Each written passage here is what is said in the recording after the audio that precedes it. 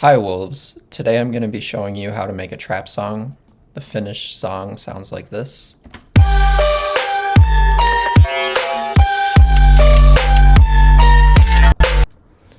And in this video, I'm going to be breaking down the song for you and showing you all the different parts, all the different groups and instruments and vocals that make up this song. Hopefully you can learn something from this. If you want to listen to the finished song, it's on streaming. It's called Tracers by Wolves. I'm not going to play the full song for you right now, but if you want to hear the finished version, you can. I'll put a link in the description.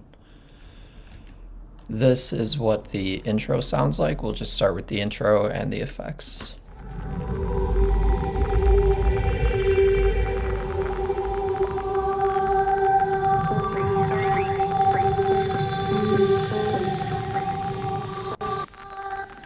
Pretty chill intro. It starts out with a low impact just to give some rumble, and then a down lifter to fill out the highs and mids a little bit, some thunder to give it a little bit more rumble, some ambiance that I recorded, some birds and some wind.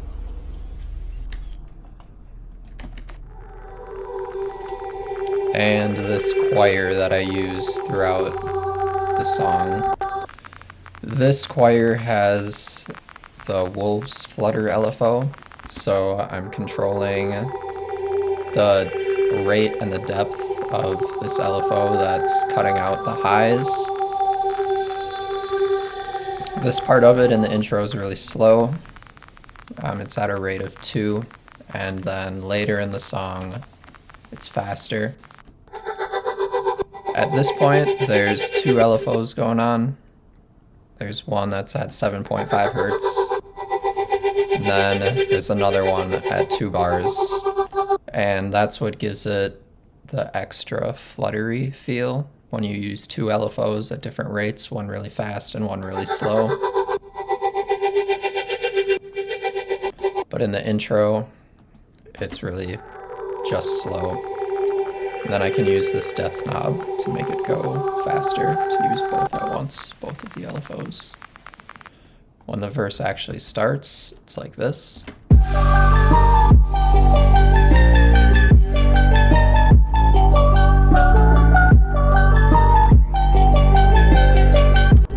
It's pretty much the same effects. The down lifter is a little bit different for white noise. It has a little bit more high end. But the thunder and ambiance is still there. There's a piano layer, really quiet.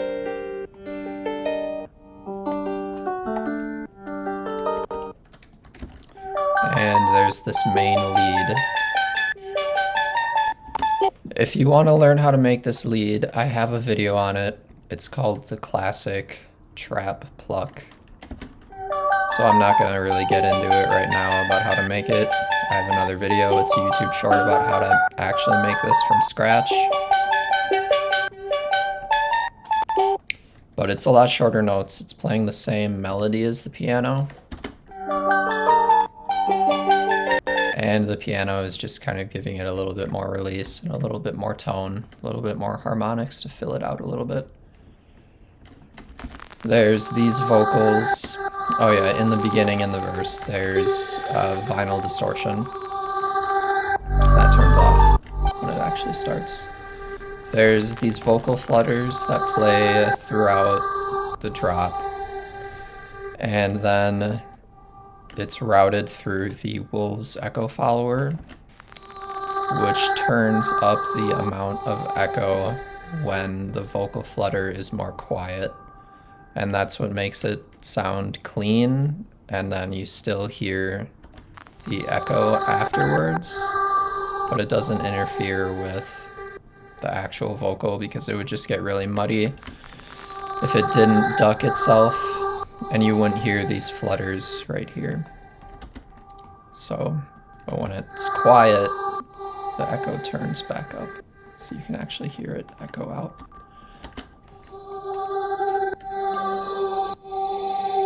There's 2 different vocal flutters samples here, and I kind of just switch off between the two. Yeah, but they're both playing E, which is the key of the song. For the bass, it was a Reese bass that I flattened.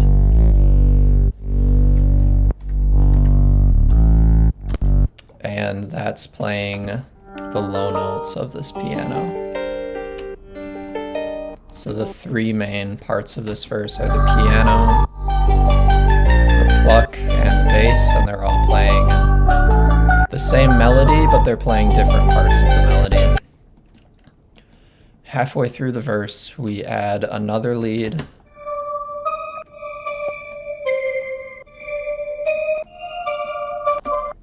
A pluck that's much higher, so it doesn't interfere with the main pluck. I mostly had this here because it makes the second half of the verse different from the first, so it gives a little bit more variation, makes the song a little bit more interesting.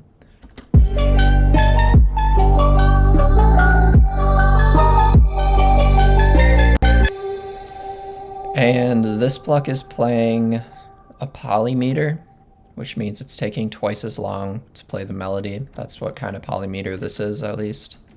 So if I were to take the main pluck and I were to just use this option, X2, for the MIDI, now it's going to take twice as long to play that same melody. Now it's going to sound like this. And if we played both at the same time,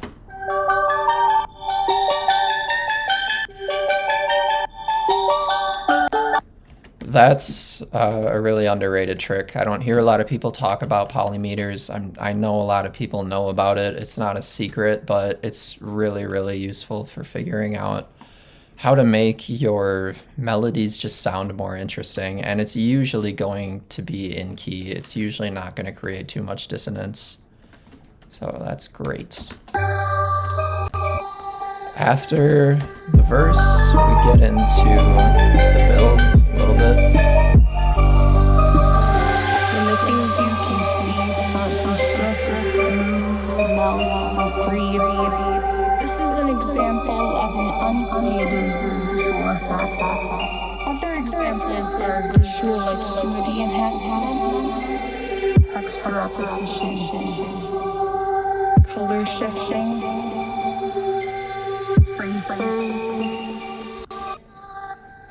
So here you hear the vocals for the first time. When the things you can see start to shift, move. So it's running through the Wolves Echo follower again. So you're getting the echo because you definitely want this vocal to sound kind of mysterious and far away and almost hard to hear a little bit. It's not supposed to be super clear. It goes through the echo, it goes through the reverb, then it goes through a phaser. This is a rack I made with the Ableton stock phaser, and originally it was randomly modulating the parameters of the phaser. I mean, all of the second envelope, the second LFO, the center frequency, everything was being randomized. It was moving a random amount.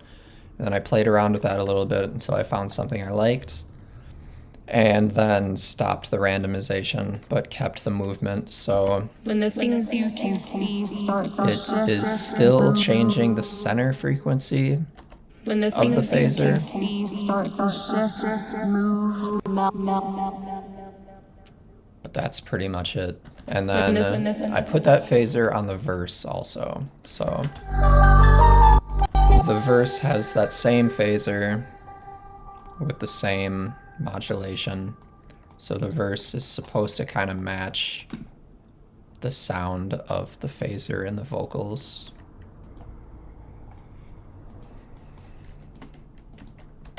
When the things you can see start to shift, move, melt. I'm using the Ableton split band de-esser to cut out some of the higher sibilances in the vocals. There were a lot. I really cut them out. I even split up the clip and just basically muted the parts where it was very sibilant, like right here.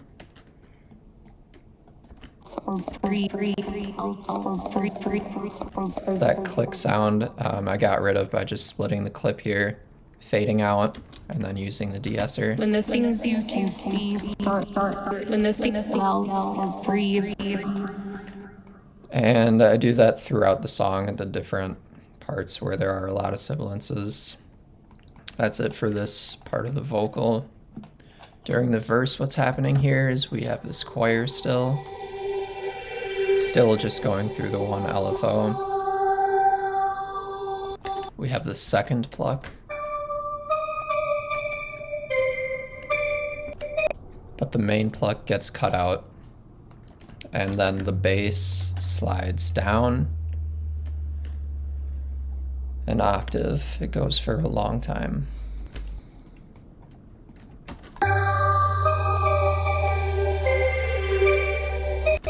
This is just to create a different part of the song. Obviously, we want to duck the vocals a lot here. We want to give the vocals a lot of space. We don't want to just continue playing the same sounds over and over. So we use effects to transition into this. A transition effect of a cymbal. That same downlifter again. That goes for a very long time. And that's just to give the vocals some space. Things you can see start to shift, move, melt, breathe. Then the kick for the build starts halfway through this, and then we're going to build into the build and then use another transition effect when the build starts.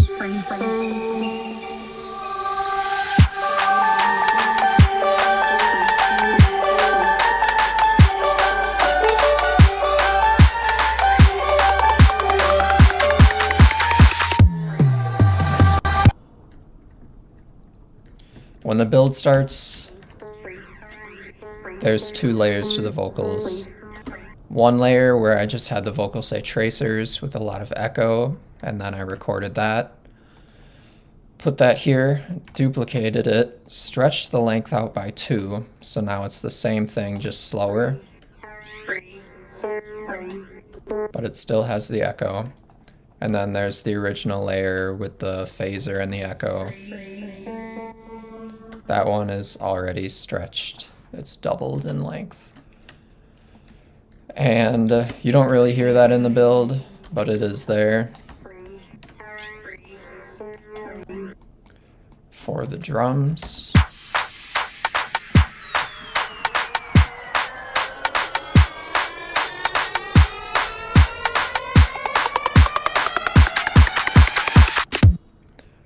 We have a kick. Claps.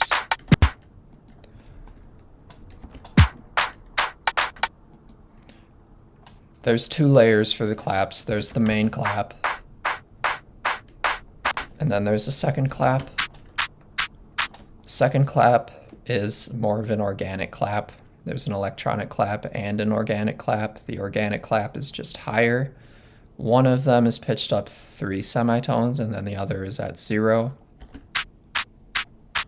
It just adds a little bit of rhythm and a little bit of variation to match that top clap. There's 2 rim shots at the end of every bar. This is just a nice way to make your build a little bit less repetitive. I know Skrillex uses this in some songs. It's actually where I got the idea from. As the build gets more intense, there's more release on one of the claps.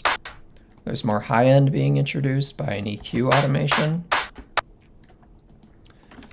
And then a snare comes in. One thing that's important about this snare is you can see that it's moved about 19 semitones off of the downbeat. And that's so it doesn't interfere with the kick and the clap. So right now, all of that sounds like this. But if it were to be not moved and playing at the same time, you wouldn't hear it as well. Just moving it off this much helps a lot, and I do that in all my songs, but especially in this one. Almost everything is offbeat a little bit. For the risers,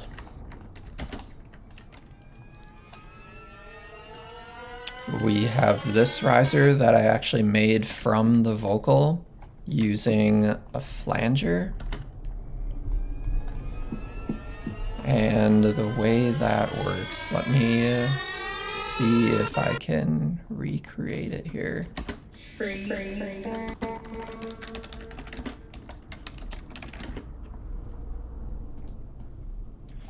When you get just a vocal shot, it doesn't have to be very long, it can be really quick.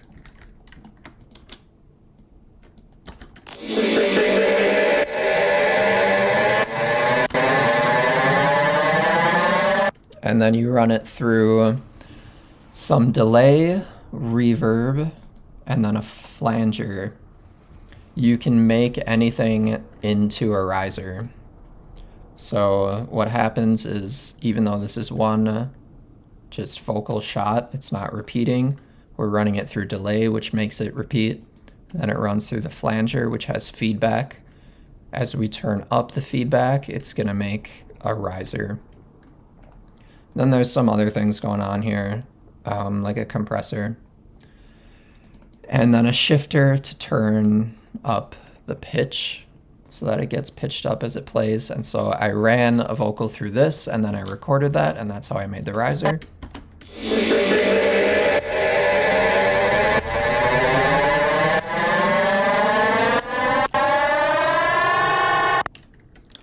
Yeah, that's what this riser is. At the start of the build, there's kind of a high-pitched downlift. It sounds like a sine wave just being pitched down, surrounded by a lot of white noise. That's really good to have at the start of the build, and then we kind of trade off that for the riser, so that you're not hearing both at the same time. At the end of the build, there's another white noise riser, just to kind of transition into the vocal before the drop. And to kind of wash out this vocal riser, because it's not super nice to hear. Yep. For the build leads, the main lead is that same pluck from the verse, the classic trap pluck, and it's ran through a spectral resonator. Spectral resonator has its input set to this carry, which is this. And that just means that it's going to be resonating based on the MIDI from here. And that turns up. So it starts out with 0 dry wet, and then you'll hear it becomes more resonant as it progresses.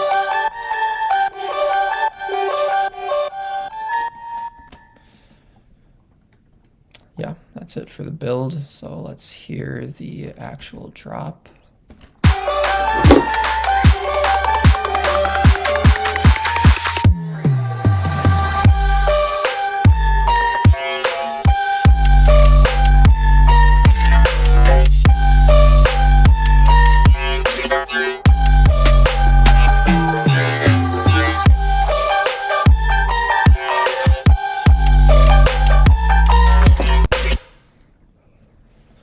So the main lead is that same pluck from the verse, and then it's ran through a spectral resonator. When I had it as MIDI, I put the spectral resonator on it. I can recreate it here a little bit with the piano. I have this thing called the Wolves Glitch Spectral Resonator, and it's basically randomly modulating the spectral resonator. And there's a lot of weird sounds you can create with this, especially if you set the MIDI input to be itself, like I will do here. This is on the piano, so it's not going to sound the same. This is without. And I put that on the pluck from the verse and then played with the settings until I found something I liked. And then I flattened it to get this.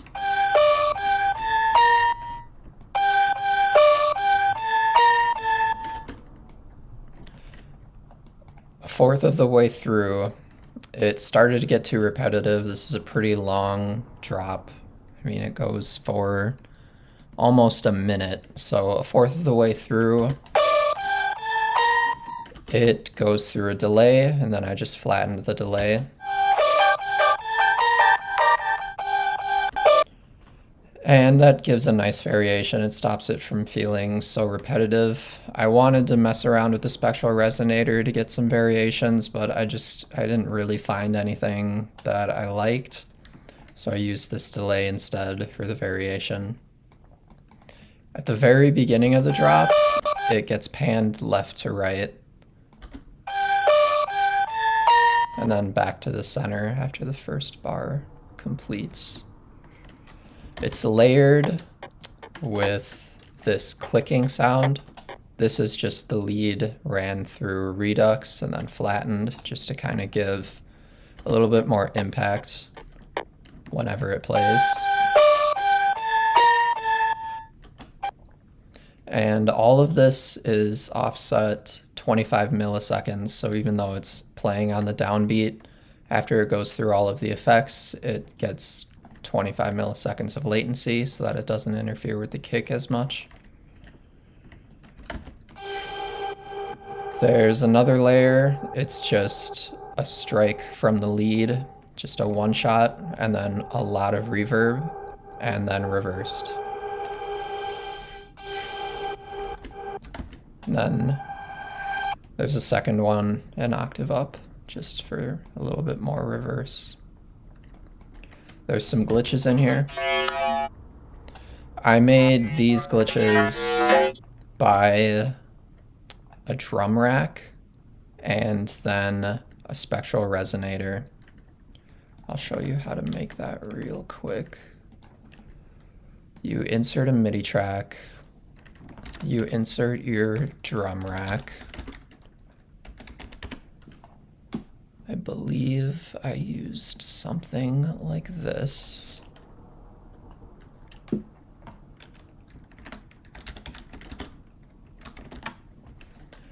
You put an ARP on it and an envelope MIDI.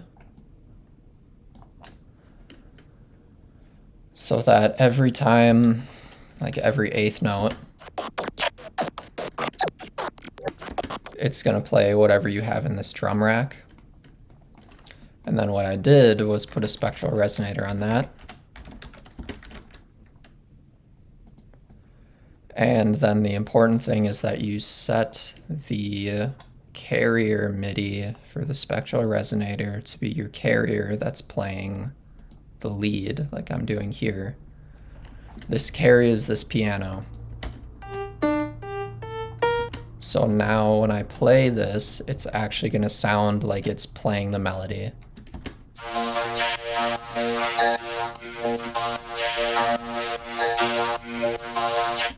You don't really hear it as much here, but if I changed the carrier to actually be longer.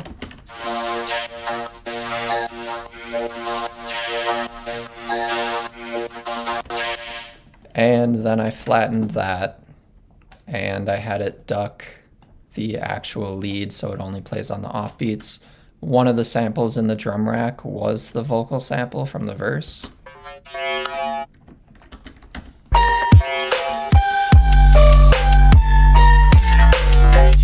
Lately, that's been my favorite way to make bass fills and just glitch sounds, is by using the spectral resonator for that, because you can just put in random noises and it will actually sound like it's playing the melody.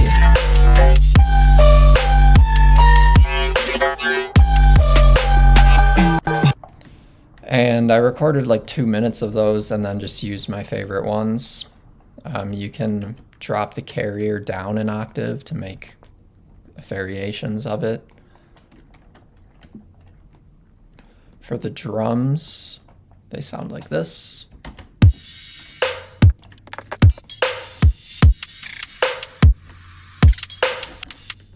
there's not much going on in the first 2 bars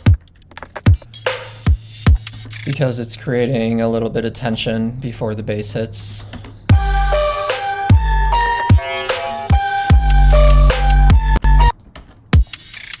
And then when they actually start after the first 2 bars, we have a hi-hat, a crash, and a ride, and a chime.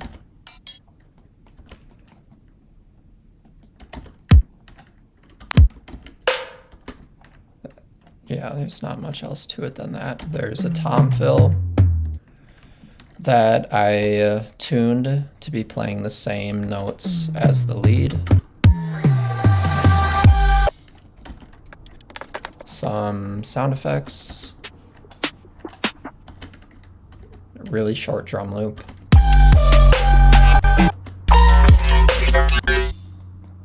Just to give a little bit more ambiance to the drum loop.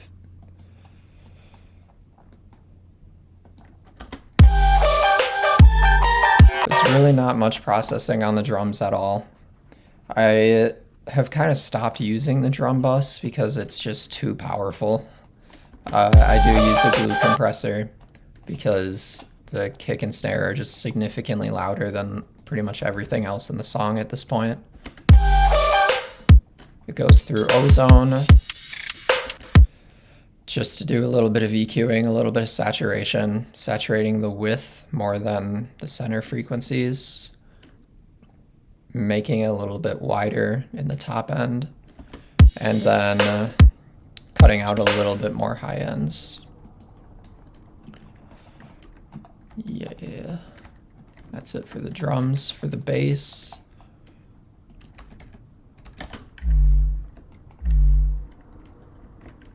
again, there's not much going on in the first 2 bars of the drop. For the bass, to build a little bit of tension. This bass is kind of a square wave mixed with a saw wave. I played around with this a lot because I really I wanted it to really be more important to the song than the lead. I really wanted the bass line to carry the song. And so I really wanted the bass to be loud, but also it needs to be deep. It can't just be super distorted. And a square mixed with a saw is pretty good for that because you do get this second harmonic at around 100. Second and fourth harmonic. So it feels a little bit deeper or a little bit louder. But if this second harmonic at 100, if that was actually brought up a lot, like it would be if it was just a saw wave, it just doesn't sound as deep. You want that harmonic there a little bit, but not too much, if you want it to sound like this, at least. I always flatten my bass just so I can shave off a little bit of the start and end of it. That's mostly just so it's ducking the kick. The kick plays here for 100 milliseconds, and then we shave off kind of the first 100 milliseconds of the bass to fade it in. Take off a tiny amount at the end, and then fade in again. The bass pretty much is playing, it starts playing whenever the kick is playing.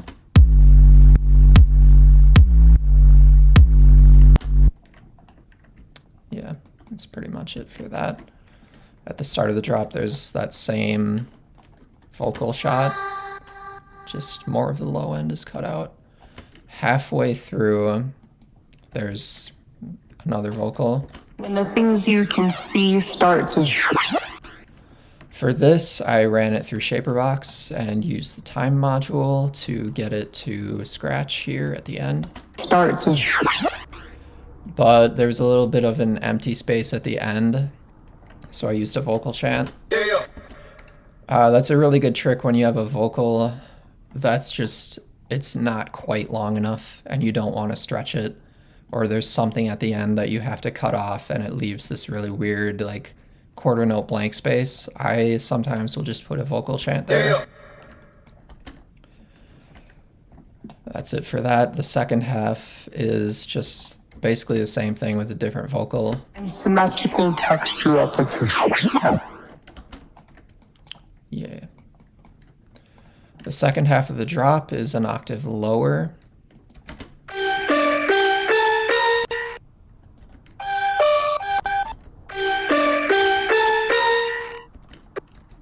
And then the structure repeats. It's this same melody. And then halfway through the second half, we switch to the variation using the delay.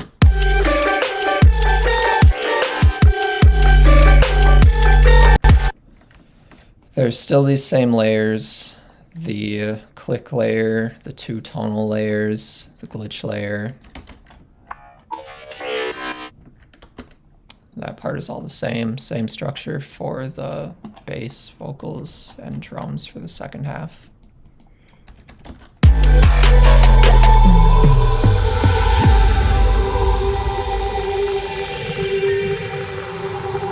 There's a washout on the leads, which is just using delay and reverb to wash it out, cutting out the lows. During the drop, I forgot to mention this, I'm using a shifter to change the pitch just a little bit. So at this point, it's just getting pitched up a little bit and then back down to normal. And that just creates a little bit of tension and then release when it goes back to the normal pitch. Yeah. And the second verse starts.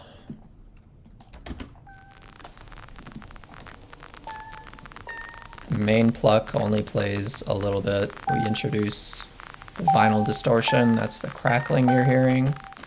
We use this choir at the end of the drop to fade in.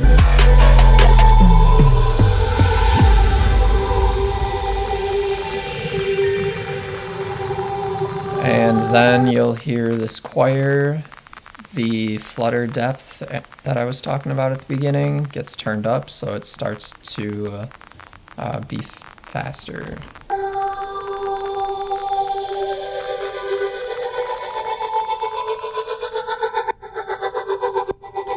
The second verse is a lot more chill. It's mostly focused on this choir.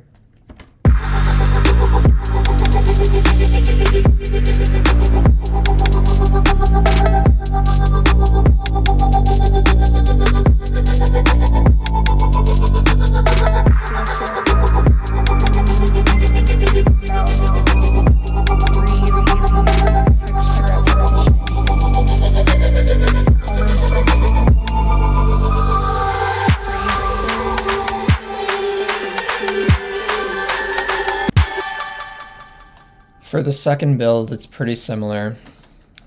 We don't have the bass sliding down this time because there's less time between the verse and the drop. There's just not time for the bass to slide down and back up, so it's only sliding up. The riser is slightly different. It's a little bit more intense. The drums are the same. The vocal build is the same. The lead build is slightly different.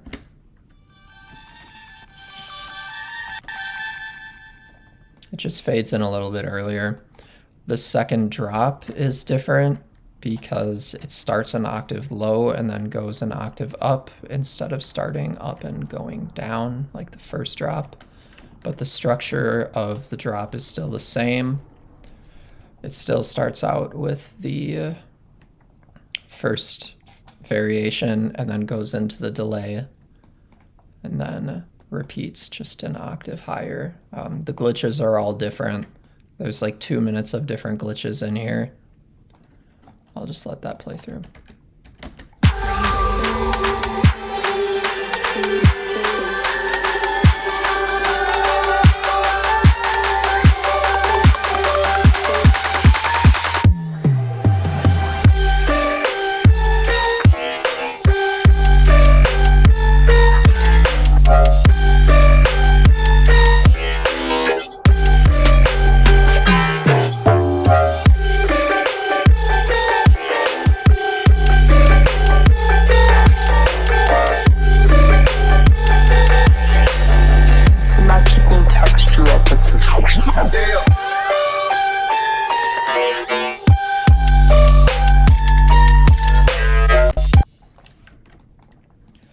then as the drop ends, we wash it out again.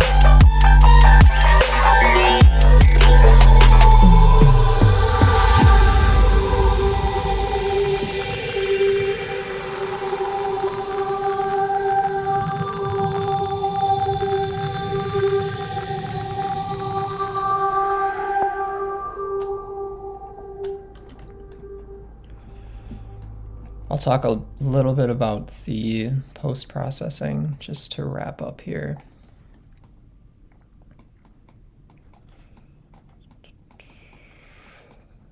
So the leads all go through this group, same group that has the shifter and the washout. I'm putting a limiter on it at 0 decibels and a glue compressor just to try to keep everything the same volume throughout. The leads, the bass, the vocals all go into the same group, the drop group. And there's not a lot going on this. A little bit of glue compression, pretty gentle 30 millisecond attack time. Doing a little bit of EQing just to kind of boost around 500, cut around 1000. Saturating the width a little bit, making the mids a little bit wider. The top end was super wide. It was way too wide, so I had to make it less wide. Doing a little bit of dynamic EQ on the high ends, and then running it through another limiter, and then running it through the sidechain. Really aggressive sidechain. The sidechain is really aggressive. It's getting everything turned down by 17 decibels. And that's why I have the latency on the tracks to move everything back 25 milliseconds so that it's less affected by the sidechain. So here's the kick. This kick goes for 100 milliseconds. Here's 25 milliseconds. So the leads don't even really start to play until the kick is about halfway done. So we're already ducking like almost half of the kick. So we're able to be a lot more aggressive with the sidechain. I usually start with really aggressive sidechain and then I'll make it less intense over time. That's all the processing for the drop group. I talked about the drums. It's doing pretty much similar dynamic EQ, saturation and width. Pretty much the same for the verse. We're using TDR Nova to duck the vocals. It's a free dynamic EQ. I've talked about it before. I definitely recommend using it. It's free. It's pretty good. Doing the same thing on the verse. Dynamic EQ, saturate the width, and then control the width as needed. Make it wider as needed. Usually you want the top end to be more wide than the low end. Usually the higher you go, the wider it is usually a good rule of thumb. But it also depends. It also depends on what sounds you're using, how wide they already are. On the main channel, we have a dynamic. No, we don't. We have a multi-band compressor just to kind of keep everything in check. I've stopped using a compressor on the main channel. I would rather just control everything in the groups. We have an ozone doing a little bit more dynamic EQ. Usually just giving it like a 1 decibel boost. I've stopped using this also. I would rather just control it on the groups, but it is used on this song. During the build, everything is turned down a little bit. 2 decibels, there's a little bit less lows, a little bit less highs, and then right before the drop that stops and it just turns everything up 2 decibels.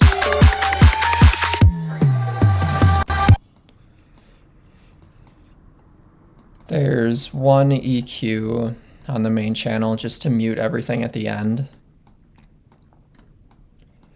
And then there's an ozone at the end with the maximizer just to run it through a limiter. When I export the song for the final mix, I take that off and I just have the final mix be a lot quieter to give some headroom. But this is on here when I'm making the song so that I know what it's going to sound like when I turn it up after mastering, to kind of get an idea of what you're working with, because you don't want to start the mastering process, have everything be way louder, and then find dozens of new problems in the song that you have to fix. So I've started making the mix really loud while I'm working on it. That's what I'm doing here, is running it through the Ozone Maximizer.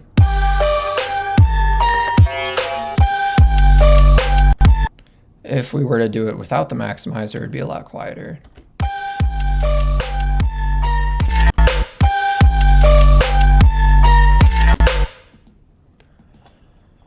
Yeah, that's pretty much everything for this song, y'all. Like I said, if you want to hear the full version, it is on streaming. I'm going to put a link in the description.